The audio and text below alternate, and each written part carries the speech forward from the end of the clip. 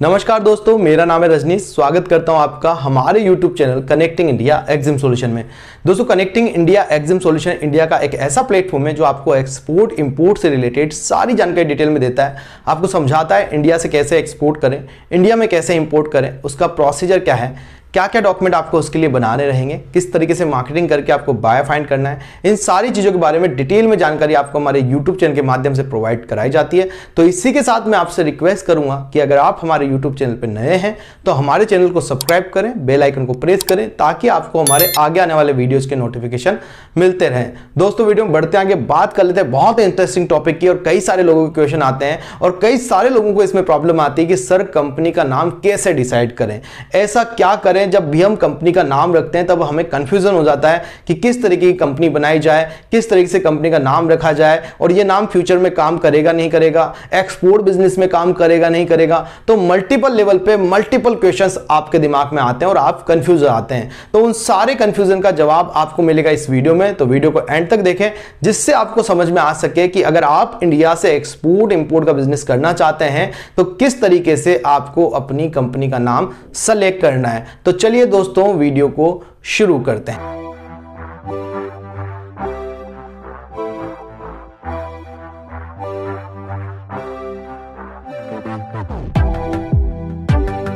तो दोस्तों, अगर कंपनी की बात करी जाए तो मल्टीपल तरीके की कंपनी जो है हम इंडिया में ओपन करते हैं। या तो आप सोल प्रोप्राइटरशिप कंपनी ओपन कर सकते हैं, जो कि एक सिंगल पर्सन अगर आप हैं तो सोल प्रोप्राइटरशिप ओपन करें।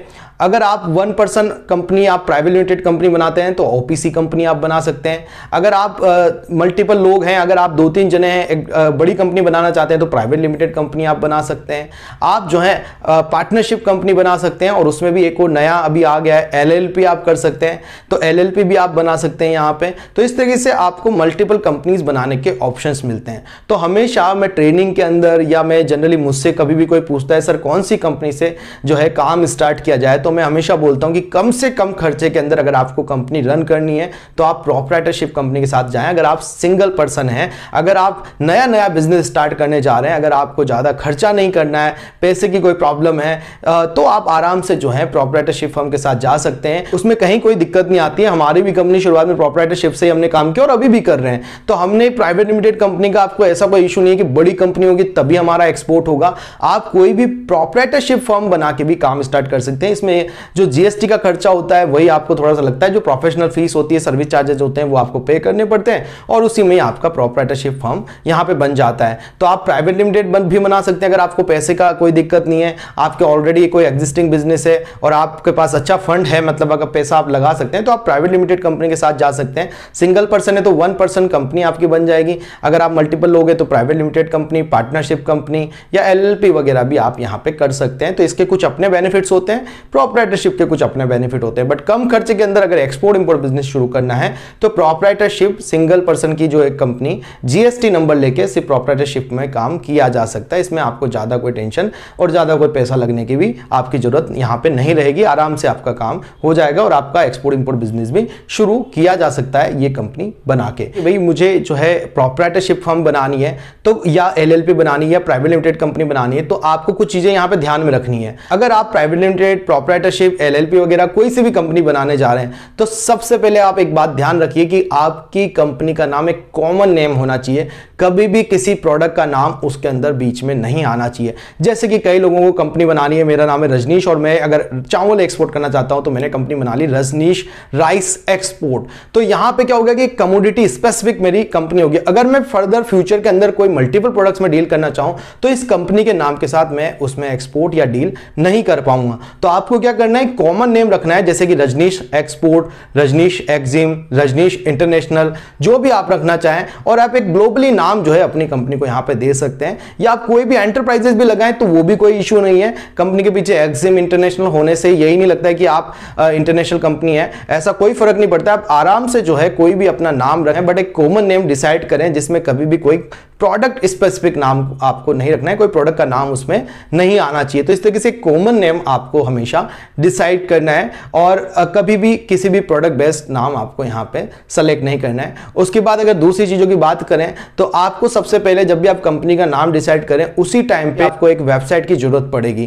क्योंकि जब भी हम एक्सपोर्ट इंपोर्ट का बिजनेस शुरू करते हैं तो हमें यहां पे एक वेबसाइट बनानी ही होती है, तभी जाके तो बायर हम पे ट्रस्ट करेगा और बायर ट्रस्ट करेगा तो ऑर्डर देगा। तो यहां पे वेबसाइट भी आपके कंपनी के नाम से ही हमें बनानी रहेगी। लेट्स सपोज जैसे हमने रखा रजनीश ओवरसीज, तो rajneeshoverseas.com का डोमेन हमें मिलना चाहिए। यहां पे आप पहले ही अपनी कंपनी को कोई भी GoDaddy हो गया, होस्टिंगर हो गया, या ऑनलाइन जाके आप सर्च कर लें, अपने डोमेन को सर्च कर लें, अपने नाम को सर्च कर लें कि आपको .com डोमेन मिल रहा है या नहीं मिल रहा। तो सिंपली अगर आपका वेबसाइट वहां पे प्रेजेंट है, आपका डोमेन वहां पे प्रेजेंट है, तो ही आप अपनी इस कंपनी का नाम रखें। अगर किसी ने वो डोमेन ले रखा है तो फिर आपको कंपनी के नेम में थोड़ा सा चेंजेस करने की जरूरत है। तो आपको हमेशा ध्यान रखना है कि जो आपका नाम है, जो आपका डोमेन है, वो अवेलेबल होना चाहिए।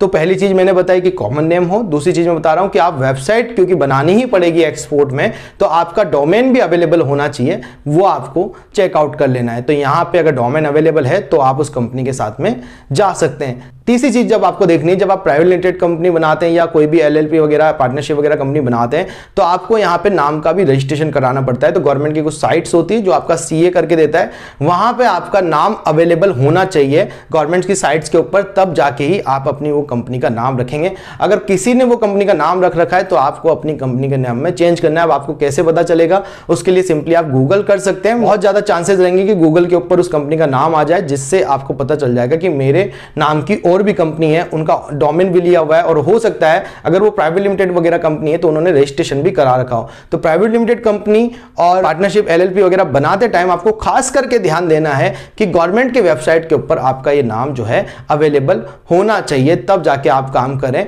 इसी के बाद में आपको ब्रांड रजिस्ट्रेशन के लिए, ट्रेडमार्क के लिए भी अपना नाम चेकआउट कर लेना है। लोगो वगैरह का भी ट्रेडमार्क होता है, तो वो भी आपको चेकआउट करा लेना है कि भाई ये अवेलेबल होना चाहिए ट्रेडमार्क या ब्रांड रजिस्ट्रेशन के टाइम पे भी, नहीं तो फिर आपको प्रॉब्लम आने वाली है। तो ये कुछ चीजें हैं जो आपको नाम का, जब आप डिसाइड करें कि मुझे क्या नाम से एक्सपोर्ट करना है, उस टाइम पे आपको ये तीनों चीजें चेकआउट कर लेनी है, जिससे आपको बहुत इजी रहेगा आपकी कंपनी का नाम डिसाइड करना। और सबसे इंपॉर्टेंट है कि अगर आप चाहें तो नाम के पीछे एक्जिम लगा लें, इंटरनेशनल लगा लें, एक्सपोर्ट लगा लें, तो उससे थोड़ा सा कंपनी का एक ग्लोबल लुक आ जाता है और उससे लगता है कि आप कंपनी जो है एक्सपोर्ट इंपोर्ट करती है। बट अगर आप कॉमन नेम भी रखेंगे तो इसमें आपको कोई टेंशन वाली बात नहीं, आराम से आप उस नाम के साथ भी एक्सपोर्ट इंपोर्ट का बिजनेस यहां पे कर सकते हैं। तो ये थी कुछ तरीके जो मैंने आपको बताया दोस्तों कि आप कंपनी का नाम डिसाइड करें तो किस तरीके से आपको करना है। यहां पे आपको यहां पे कॉमन नेम रखना है, दूसरा आपको अपना डोमेन पहले चेकआउट कर लेना है, तीसरा आपको गवर्नमेंट की वेबसाइट पे चेकआउट कर लेना है, चौथा आप अगर इंटरनेशनल और एक्जिम और ओवरसीज जैसे नाम अगर आप रखते हैं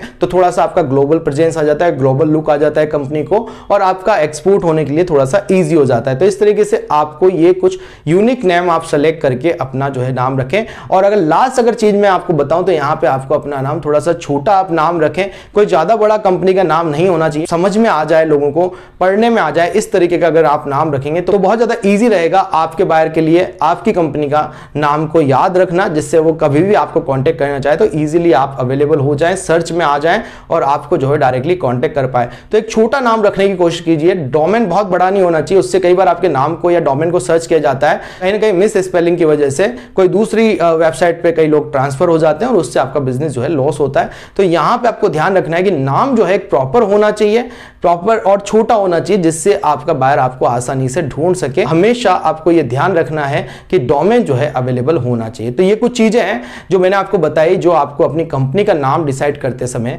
ध्यान में रखना है दोस्तों। तो आई होप वीडियो में दी गई जानकारी आपको पसंद आई होगी। अगर आप सीखना चाहते हैं कंप्लीटली एक्सपोर्ट एंड इंपोर्ट तो ज्वाइन कर सकते हैं हमारा 7 डेज का ऑनलाइन ट्रेनिंग प्रोग्राम, जिसके अंदर मैं प्रैक्टिकली आपको सिखाता हूं कि इंडिया से कैसे एक्सपोर्ट करें, इंडिया में कैसे इंपोर्ट करें, उसका प्रोसीजर क्या है, क्या क्या डॉक्यूमेंट आपको बनाने हैं, किस तरीके से मार्केटिंग करके बायर फाइंड आपको करना है। लाइव बायर फाइंड करके हम बताते हैं, हम सिर्फ पढ़ाते नहीं है कि आपको एडवांस पेमेंट मिलता है, हम हमारे शिपमेंट आपको दिखाएंगे, हमने मल्टीपल कंट्रीज से एडवांस पेमेंट लिया वो भी आपको दिखाया जाएगा, बायर से कैसे बात करी, डील को कैसे फाइनलाइज किया, ये सब चीजें आपको यहाँ पे देखने को, सीखने को, समझने को मिलेगी। यही होती है दोस्तों प्रैक्टिकल ट्रेनिंग, जिसके अंदर आपको कंप्लीटली जानने को मिलेगा कि मैंने कैसे मेरा एक्सपोर्ट बिजनेस शुरू किया और आप किस तरीके से आपका एक्सपोर्ट बिजनेस जो है यहाँ पे शुरू कर सकते हैं। तो आप अगर ज्वाइन करना चाहते हैं हमारा 7 डेज का ऑनलाइन ट्रेनिंग प्रोग्राम, तो आप हमें स्क्रीन पे नंबर पे कांटेक्ट कर सकते हैं, या आप कोटा राजस्थान में भी आके 3 डेज का ऑफलाइन ट्रेनिंग सेशन भी ज्वाइन कर सकते हैं। आप हमें फॉलो कर सकते हैं सोशल मीडिया पे, जिसके लिंक भी आपको डिस्क्रिप्शन में मिल जाएंगे।